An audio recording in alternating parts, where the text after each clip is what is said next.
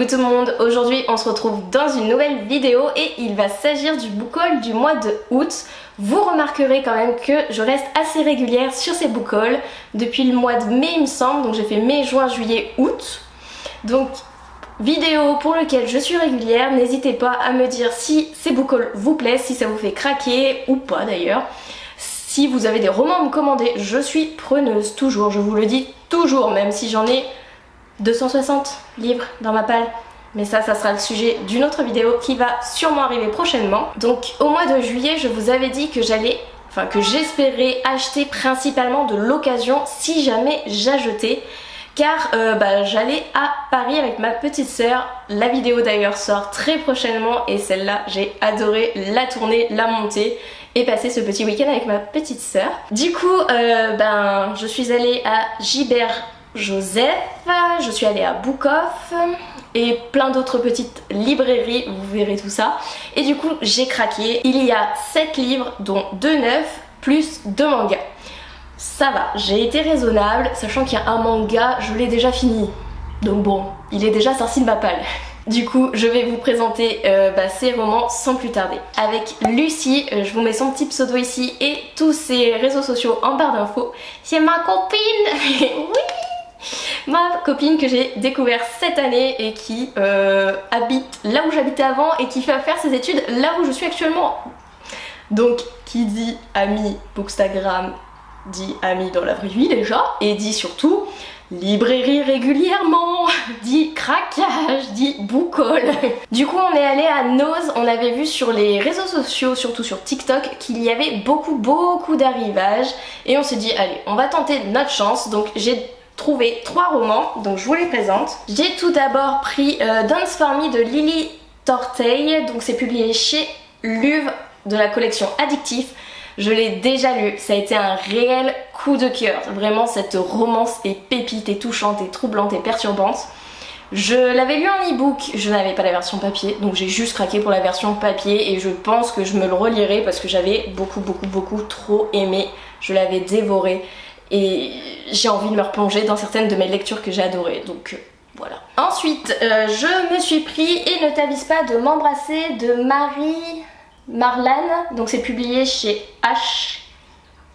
Et je sais pas, le résumé me faisait envie. Donc à voir par la suite ce que ça donne. Je sais pas du tout. Bon alors, il a l'air sympa, les chapitres sont courts, il a l'air de bien se dévorer. Donc on verra. Et le troisième que je me suis acheté, c'est celui-ci. Donc c'est... attendez, parce que le titre est coupé. T'es vraiment nul et vieux de François Cuel et c'est publié chez HarperCollins. Je sais pas du tout ce que ça va donner, mais en gros les thématiques c'est harcèlement et il y avait quoi d'autre, phobie scolaire. Et en fait c'est ça qui m'a intriguée et c'est un tout petit livre, donc je pense qu'il sera pas mal. Et en plus c'est des... comment dire, il y a pas mal de dialogues, il y a pas mal d'interlignes, de sauts de ligne et tout, c'est bien aéré l'écriture et tout, donc à voir. Mais il m'intriguait surtout pour les thématiques abordées du coup. Ensuite on passe au roman et manga que je me suis acheté à Paris. Ça va, je suis restée raisonnable sincèrement. Quand je suis allée à Gibert Joseph, je me suis dit bon, tu n'achètes que des livres d'occasion, ou si jamais tu achètes des livres que tu ne trouves pas en librairie chez toi. Il y en a un, c'est vraiment le cas, j'ai fait 3-4 librairies, je ne l'ai pas trouvé. Ou sinon c'est vraiment des suites que tu as vraiment envie, que tu vas sortir très prochainement. Du coup j'ai pris le second tome, bien sûr, parce que je n'ai vu qu'après que c'était un second tome, de Renversante, il y a encore du boulot, de Florence Inkel, donc je vais essayer de me trouver le premier tome et de me le procurer. Et celui-ci, je vais le découvrir à cause, ou grâce d'ailleurs, au Souffle des mots, donc Audrey. Elle en a beaucoup parlé et il m'intriguait beaucoup, c'est un tout petit livre qui va se lire très vite je pense, et qui aborde des thématiques vraiment que j'aime, que j'ai envie de découvrir surtout, parce que j'aime c'est bien joli, je n'ai jamais découvert ces thématiques. En gros, si j'ai tout compris, les filles sont bien vues dans la société, c'est un peu, elles ont le rôle des garçons actuels dans notre société, et les garçons, eux, ont le rôle des filles de notre société, donc ils sont jugés sur leur apparence, sur leur tenue vestimentaire, sur beaucoup de choses en fait que la société juge actuellement pour les filles. D'ailleurs, faut arrêter. Je suis pas féministe pour un sou, mais il faut arrêter. On s'habille comme on veut, on porte ce que l'on veut. L'exemple typique désolée, une personne, un garçon plus corpulent, peut avoir autant ou plus de poitrine qu'une fille, et eux on voit leur néné et on leur dit rien. C'est un exemple parmi tant d'autres, mais je ne comprends pas en fait pourquoi on juge les filles et pas les garçons à ce niveau-là, ou sinon autant ne pas juger, autant nous laisser vivre. On te dit pas ah tu fais ça, ah tu t'habilles comme ça quand t'es un garçon. Non, alors laissez les filles tranquilles. Du coup je vais essayer de me trouver très rapidement le premier tome parce que je prépare une autre petite vidéo pour le mois de septembre car je suis en vacances. Et du coup j'ai pas mal d'idées en tête et le premier et le second tome en feront partie. À Book Off cette fois-ci, je me suis pris Les yeux des reines de Dominique Brisson. J'ai commencé directement à le lire quand je l'ai eu, par contre je m'en suis arrêtée très tôt dans l'histoire donc je peux pas vous en dire plus. En tout cas j'ai beaucoup aimé, ça a l'air d'être intriguant et apocalyptique, enfin pas forcément apocalyptique mais il va avoir un événement qui va tout chambouler en fait.